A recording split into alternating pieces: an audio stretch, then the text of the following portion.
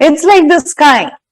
Okay, so everything that seems to be on it, the impressions are not sticking to the mind, but the impressions are in the mind. The thoughts, see, none of the thoughts are stuck on the mind, because if they are stuck, we would fall out of data storage. So they are all there. Thoughts are coming and moving, just like the clouds in the sky. We need to understand the mind. As soon as we see the mind, there is nothing in it. Actually, the thoughts and everything are just like, passing things on it.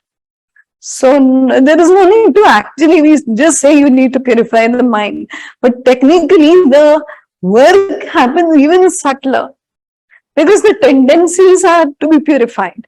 And the tendencies and impressions we feel are stuck in the mind. No, they are on the surface of the mind, and we can actually work on cleansing those. The mind will always be pure, because Swamiji used to say, "Man tu Jyot Swarup hai." Okay, so the mind is Jyoti Swarupa. Okay, and apna mool pehchan. Find out your roots, who you are. So Swamiji used to speak in Punjabi. So he would say this, "Man tu Jyot Swarup hai, apna mool pehchan." So then you find out your moola. So the mind is always actually just like the consciousness, very pure. But on the surface of the mind, there is a lot of ripples. And these happen because of our tendencies. That's why we call them vrittis. And in yoga, we say yoga chitta vritti nirodha. Okay, so then chitta vritti. On the surface of the mind, there are ripples. And those ripples need to be controlled. Okay, but for understanding's sake, we say control the mind, purify the mind. It's easier for us to say.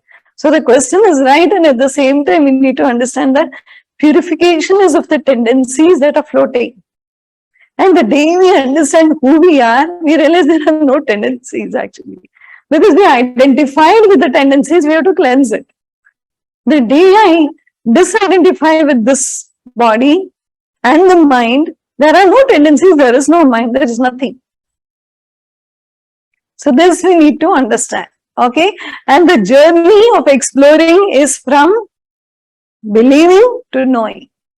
That's the journey, and we need to explore. Okay, from believing to knowing. Don't get stuck in believing. सब पता है, आत्मा ही है. आप कौन हो? मैं तो आत्मा हूँ. कैसे हो आत्मा? सच्चित आनंद स्वरूप हूँ. पता है, सुना है, but I have no experience. So the experience part cannot be given through scriptures or by Guru. We need to experience with our own efforts.